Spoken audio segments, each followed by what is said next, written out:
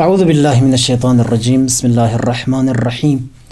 الحمد للہ رب العالمین صلی اللہ علی سیدنا محمد و آلہ الطاہرین۔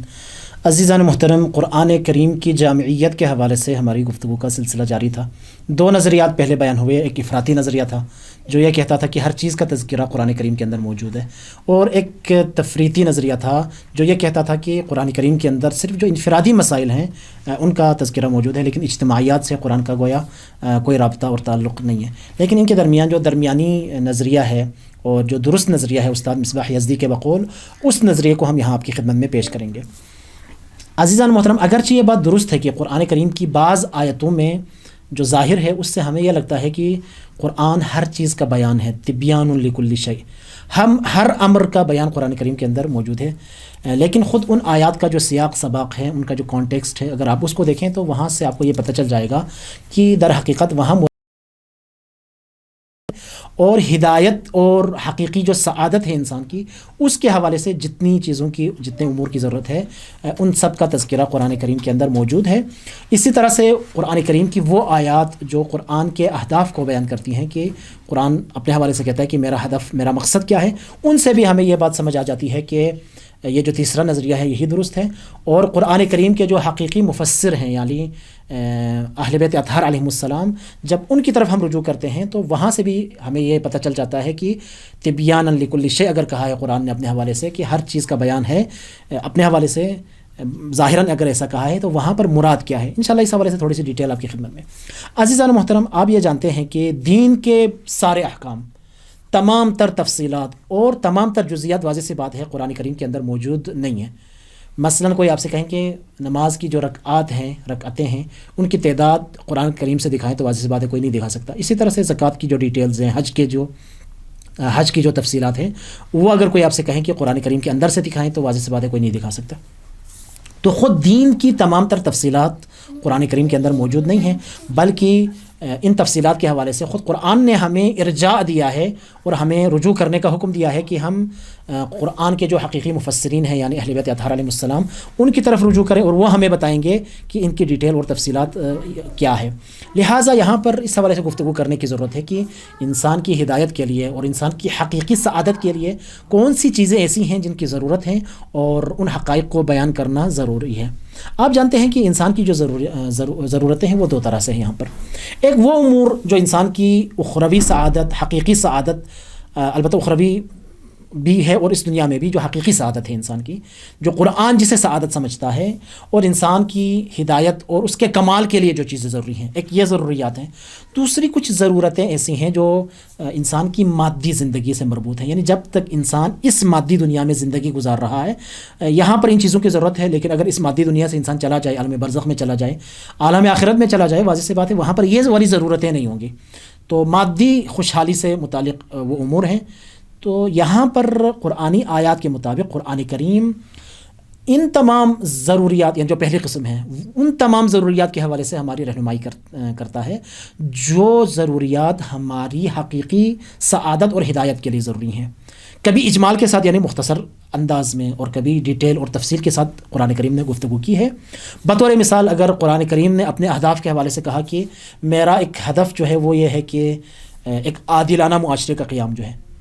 یہ ہونا چاہیے، تو عادلانہ معاشرہ کیسے قائم ہو، اس کی کچھ ڈیٹیلز، اس کی کچھ تفصیلات اس حوالے سے یقیناً قرآن کریم نے گفتگو کی ہے۔ اسی طرح سے قرآن کریم کی طرف ایک نگاہ سے ہمیں یہ پتہ چل جاتا ہے کہ قرآن کریم نے بہت سارے جو اجتماعی امور ہیں، قانونی امور ہیں، سیاسی امور ہیں، تعلیم و تربیت کے امور ہیں، اقتصادی امور ہیں، ان کے حوالے سے قرآن کریم نے گفتگو کی ہے۔ مثلاً سورہ بقرہ کی جو آیتیں ہیں 282 اور 283 میں قرآن کریم نے ان آیتوں میں قرض کے حوالے سے گفتگو کی ہے اور بہت مفصل گفتگو کی ہے، اور ان دو آیتوں کے اندر قرض کے حوالے سے 14 احکام بیان ہوئے ہیں۔ اسی طرح سے ربا اور سود کو قرآن کریم نے حرام قرار دیا اور یہ واضح قرآن کے احکام میں سے ہیں۔ اس طرح کے بہت سارے اقتصادی احکام قرآن نے بیان کیے ہیں۔ سزا و جزا کے معاملات میں اگر آپ دیکھیں تو بہت ساری آیات اس حوالے سے ہماری رہنمائی کرتی ہیں۔ بطور مثال قرآن نے چور کی سزا معین کی ہے، السارق والسارقۃ فاقطعوا ایدیہما، کہ ان کے ہاتھ کاٹ دیے جائیں، چاہے وہ مرد ہو یا عورت۔ اسی طرح سے زنا کرنے والے کی سزا قرآن نے معین کی ہے، چاہے وہ مرد ہو یا عورت۔ تہمت لگانے والے کی سزا قرآن کریم نے معین کی ہے، اور اسی طرح سے بہت سارے جرائم ایسے ہیں کہ جن کی جو سزا ہے وہ قرآن کریم نے معین کر دی ہیں۔ سیاسی معاملات میں بھی اگر آپ دیکھیں تو حاکم کی جو شرائط ہیں، کس طرح کا حاکم ہونا چاہیے، اس کے اندر کون سی خصوصیات ہونی چاہیے، ان حوالوں سے بھی قرآن کریم نے ہماری رہنمائی کی ہے، حکومت کی بنیادی ترین اصول معین کیے ہیں۔ تو اسی طرح سے جو ہماری زندگی کے جو اجتماعی معاملات ہیں ان کو اگر آپ دیکھتے چلے جائیں تو قرآن کریم نے ہماری رہنمائی کی ہے بہت سارے حوالوں سے۔ اب یہاں پر جو قرآن کا بیان ہے انسان کی سعادت اور انسان کی ہدایت کے حوالے سے، اس حوالے سے قرآن نے اپنا بیان کس طرح سے پیش کیا ہے، کس انداز میں پیش کیا ہے، اس حوالے سے علماء میں اختلاف موجود ہے، اور دو طرح کے نظریات یہاں پر موجود ہیں۔ بعض یہ کہتے ہیں کہ قرآن نے جو کہا کہ تبیانا لکل شیء ہے، ساری چیزیں بیان کی ہیں قرآن نے، اس سے مراد یہ ہے کہ قرآن کا ایک ظاہر موجود ہے، قرآن کا ایک باطن موجود ہے۔ اگر تبیان لکل شیء ہے قرآن، تو وہاں پر یعنی کچھ چیزیں قرآن کے ظاہر میں موجود ہیں، کچھ چیزیں قرآن کے باطن میں موجود ہیں، اور قرآن کا ظاہر واضح سی بات ہے دسترس میں موجود ہیں، لیکن قرآن کا جو باطن ہے وہ صرف اس کے جو اہل ہیں، جو اس کی اہلیت رکھتے ہیں، صرف ان کے پاس، اہل بیت اطہار کے پاس موجود ہیں۔ بس قرآن میں ہدایت اور سعادت کی جو بہت ساری باتیں ہوئی ہیں، وہ تمام باتیں عام افراد کی دسترس میں نہیں ہیں۔ یعنی اگر ہم نے یہ مان لیا، جو تیسرا نظریہ ہے کہ قرآن کتاب ہدایت ہے اور کتاب سعادت ہے، تو ہم جیسے عام افراد بھی وہ تمام تر ہدایت اور سعادت کی باتیں وہ نہیں نکال سکتے اس میں سے۔ اس کے لیے ہمیں اہل بیت اطہار علیہ السلام کی طرف رجوع کرنا ہوگا۔ جبکہ بعض نے یہاں پر یہ کہا ہے کہ مراد وہی ظاہری بیان ہے، اور قرآن کے ظاہر سے ہی تمام باتیں ہمیں سمجھ میں آ جاتی ہیں۔ تو انسان کی ہدایت اور سعادت کے حوالے سے جتنی گفتگو ہو سکتی تھی وہ ساری قرآن نے اپنے ظاہر کے اندر ہی بیان کر دی ہے، اور ہر انسان اس میں سے ان تمام باتوں کو نکال سکتا ہے۔ بہرحال یہ دو نظریات موجود ہیں۔ یہاں پر ایک اہم ترین گفتگو انسانی علوم کے حوالے سے، ہیومنٹیز کے حوالے سے ہے کہ انسان کی زندگی کے مختلف پہلو ہیں، آپ جانتے ہیں مختلف اجتماعی پہلو ہیں، کہ انسانی علوم ان تمام پہلوؤں کے حوالے سے گفتگو کرتے ہیں۔ مثلا انسان کا جو ہے ایک اقتصادی پہلو ہے، علم الاقتصاد اس حوالے سے گفتگو کرتا ہے، ایک اجتماعی پہلو ہے، سوشیالوجی اس حوالے سے گفتگو کرتا ہے، اور اسی طرح سے مثلا ایک سیاسی پہلو ہے تو پولیٹیکل سائنس اس حوالے سے گفتگو کرتا ہے، اور اسی طرح سے ہمارے پاس لا ہے، اسی طرح سے ہمارے پاس ایجوکیشن ہے، اور اس طرح ان میں سے ہر علم انسان کی زندگی کے ایک خاص پہلو کی طرف نگاہ کر کے اس کے حوالے سے ہماری رہنمائی کرتا ہے۔ اب سوال یہ ہے کہ درست ہے اگر ہم نے یہ مان لیا، اس پہلے نظریے کو غلط مان لیا کہ تمام تر سائنسی علوم قرآن کریم کے اندر موجود نہیں ہیں، لیکن کیا تمام تر انسانی علوم ہیومنٹیز قرآن کریم کے اندر موجود ہے؟ یہ ایک سوال ہے۔ عزیزان محترم، اس حوالے سے جو قوانین معاشرے پر حاکم ہوتے ہیں وہ انسانی زندگی کے مختلف پہلوؤں کا احاطہ کرتے ہیں۔ یہ والے قوانین در حقیقت خدا کی کچھ سنتیں ہیں جن کو کہا جاتا ہے سنن الہی، ڈیوائن لاز۔ یہ وہی الہی قوانین ہیں جو معاشرے کے اوپر حاکم ہوتے ہیں، اور قرآن کریم نے جا بجا ان قوانین کی طرف اشارہ کیا ہے۔ واضح سی بات ہے، قرآن کریم کوئی درسی کتاب نہیں ہے کہ آپ یہ توقع رکھ لیں کہ الگ الگ چیپٹرز ہوں اور ہر چیپٹر کے اندر مثلا ایک چیپٹر اقتصاد کے حوالے سے ہو، ایک چیپٹر سوشیالوجی کے حوالے سے ہو، وغیرہ وغیرہ، اس طرح سے نہیں ہے، واضح سی بات ہے۔ بلکہ قرآن کریم نے مختلف موضوعات کے حوالے سے جہاں گفتگو کی ہے تو مناسبت جہاں پر بنتی تھی وہاں پر ایک قانون بیان کر دیا، وہاں پر کوئی دوسرا قانون، کسی اور جگہ پر کوئی تیسرا قانون اس طرح سے بیان کر دیا۔ تو الگ الگ قوانین مختلف جگہوں پر موجود ہیں، تو ان سے ہم جو ہے وہ استفادہ کر سکتے ہیں۔ لہٰذا قرآن کریم کے اندر انسانی علوم کے حوالے سے الگ الگ چیپٹرز موجود نہیں ہیں، لیکن مختلف مناسبتوں کے حوالے سے قرآن کریم نے گفتگو کی ہے۔ اگر ہم ان قوانین کو، ان اصول کو، ان رولز اور ان پرنسپلز کو وہاں سے نکال لیں اور ان کو کیٹیگرائز کریں الگ الگ، تو مختلف علوم کے حوالے سے ہم قرآن کریم سے ہدایت لے سکتے ہیں، اور اس حوالے سے مسائل کو استنباط کیا جا سکتا ہے۔ یہ ایسا ہی ہے عزیزان محترم، جیسے جو فقہی مسائل ہیں، نماز، روزہ، حج وغیرہ کے جو احکام ہیں، وہ بھی قرآن کریم کے اندر ایک ہی جگہ بیان نہیں ہوئے کہ مثلا نماز کے احکام ایک جگہ بیان ہوئے ہوں، حج کے احکام ایک الگ چیپٹر میں، ایک الگ سورے میں بیان ہوئے ہیں، اس طرح بھی نہیں ہے۔ وہاں پر بھی علماء اور فقہا مختلف آیتیں جو مثلا نماز کے حوالے سے ہیں، ان آیتوں کو آپس میں ملا کر جوڑ کر احکام کو استنباط کرتے ہیں۔ تو ہمارے جو سوشل سائنسز ہیں، جو ہیومینٹیز ہیں، ان کے حوالے سے بھی یہی کام کرنے کی ضرورت ہے کہ قرآن کریم نے مختلف جگہوں پر ہماری رہنمائی کی ہے، ان اصول اور ضوابط کو بیان کر دیا ہے، ان کو الگ کرنے اور پھر ان سے مسائل کو استنباط کرنے کی ضرورت ہے۔ واضح سی بات ہے، جس طرح پہلے بیان کیا، قرآن کریم کوئی سوشیالوجی کی کتاب نہیں ہے، قرآن کریم کوئی نفسیات اور سائیکولوجی کی کتاب نہیں ہے، اقتصاد کی کتاب نہیں ہے۔ قرآن کریم ہدایت اور سعادت کی کتاب ہے، اور ان تمام اجتماعی موضوعات کے حوالے سے جہاں انسان کو ہدایت کی ضرورت ہو، یعنی در حقیقت یہ جو ہمارے اجتماعی پہلو ہے زندگی کے، یہ ہماری اخروی سعادت اور حقیقی سعادت میں یہ مؤثر ہیں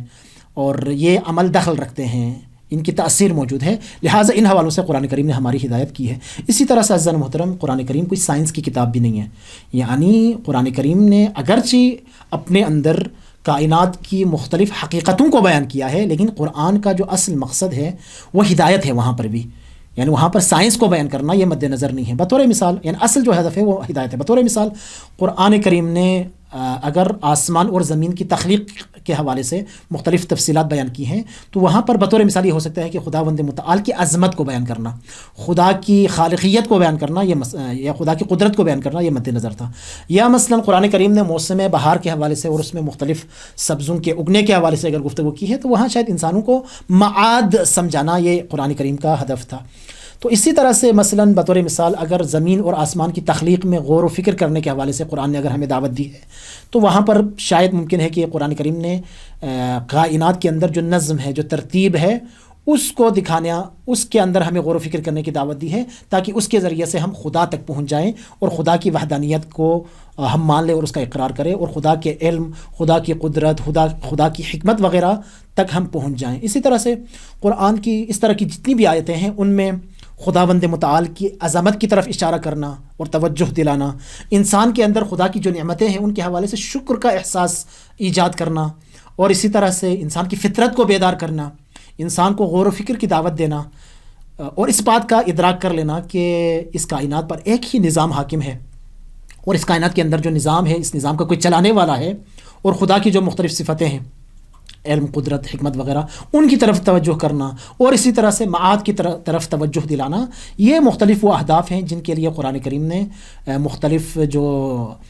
کائنات کے جو حقائق ہیں ان کو بھی بیان کیا ہے۔ خلاصہ یہ ہے کہ عزیزان محترم، قرآن کا جو اصل ہدف ہے وہ انسان کی حقیقی سعادت اور اس کی طرف ہدایت ہے۔ وہ حقیقی کمال پروردگار کا قرب ہے،